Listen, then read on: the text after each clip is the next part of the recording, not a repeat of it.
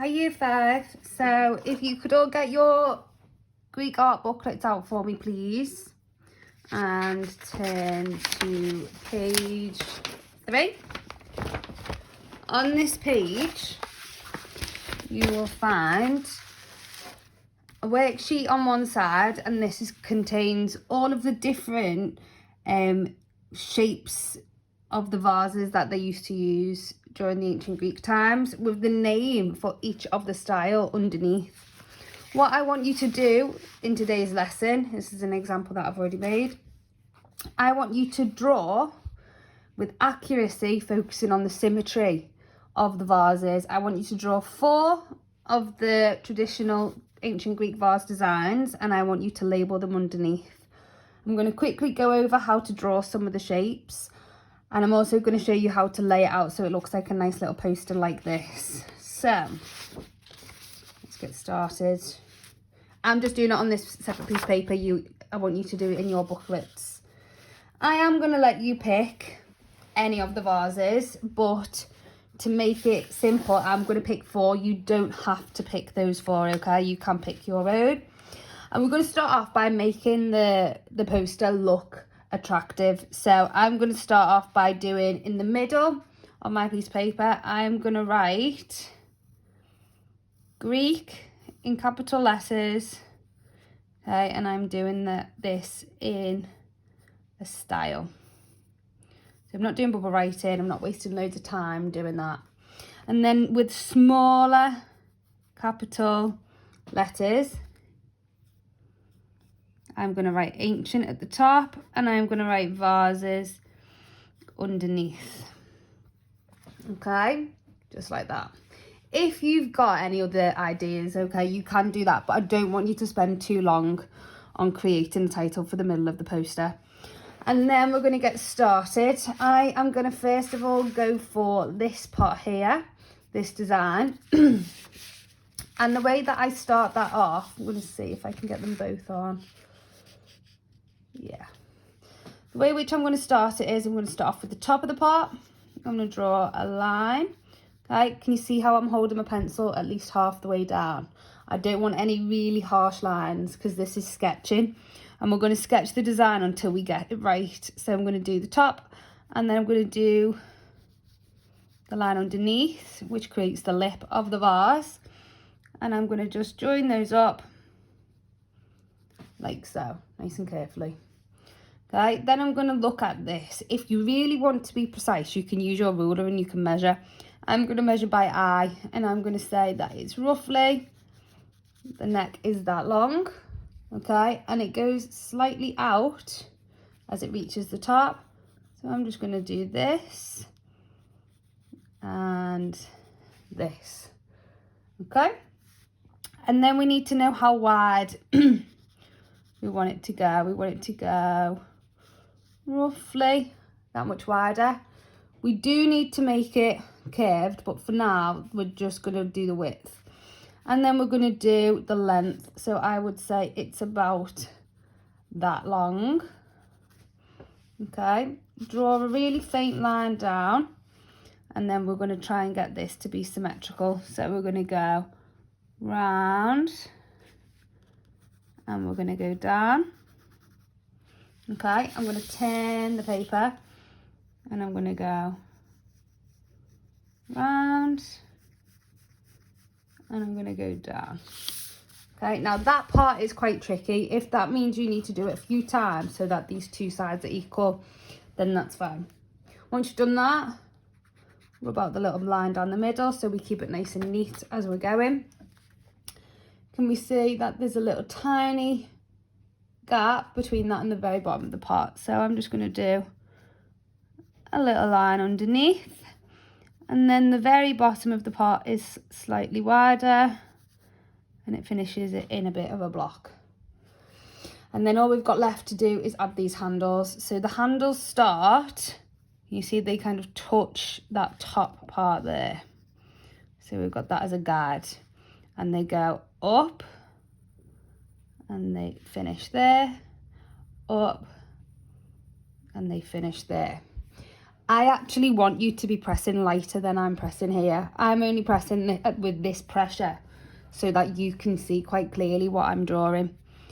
Then can you see how the handles go slightly further down the pot? So I'm going to go further down the pot, and then I'm going to join them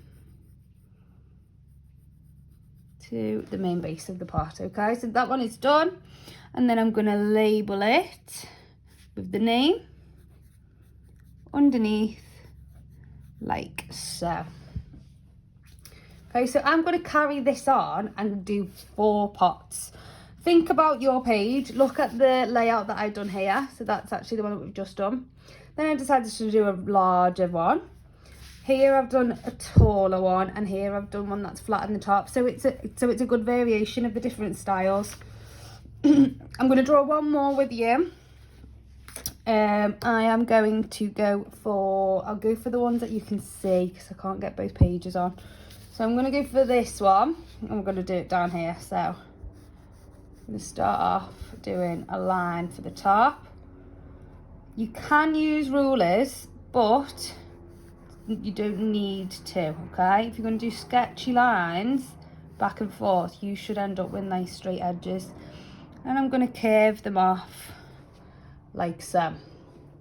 The next layer that we've got slightly thicker, so I'm going to go across and do a slightly thicker gap there.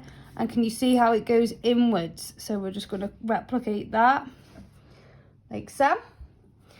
Right, so we've got a nice wide part, and we have got this line here. Okay, so I'm going to say that that is around there. Doing this bigger than the version. I'm just going to make sure my ratios are properly done.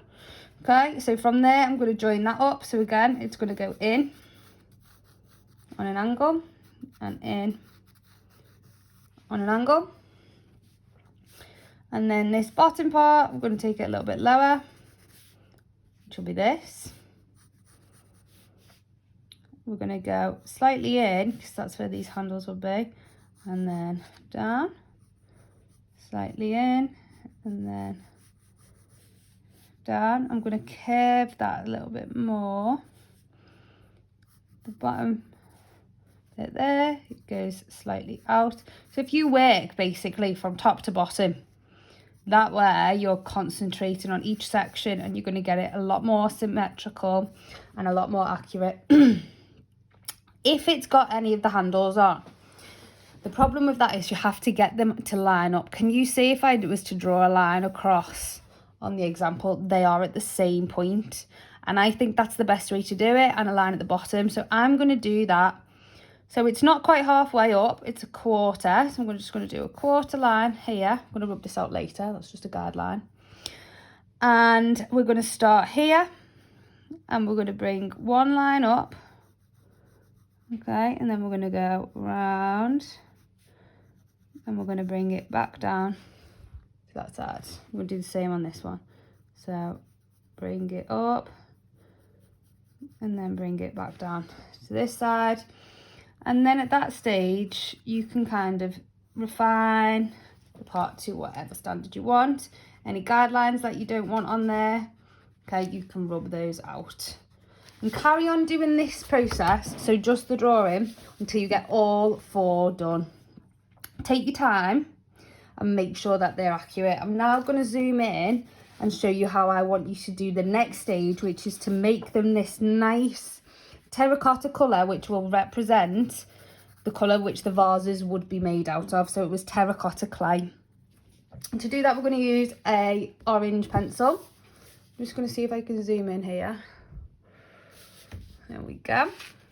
And the best way to do it is make sure your pencil is sharp. A lot of you will think that this pencil is sharp. It's not sharp enough. So I want it to be pointy like that, okay? Super sharp. And then we're going to go over all of the lines nice and carefully that we've done. So every single line. Oh, let me just try this.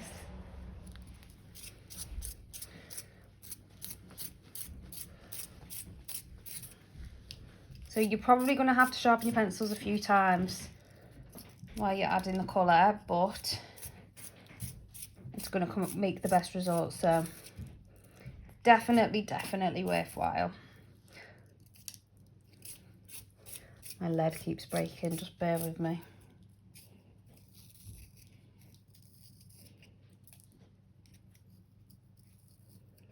Okay, so I'm outlining all of the edges like this.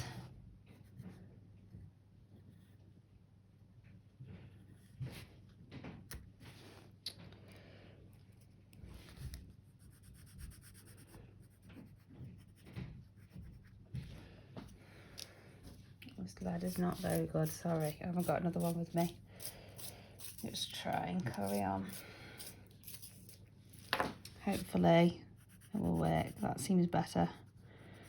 So carry on outlining.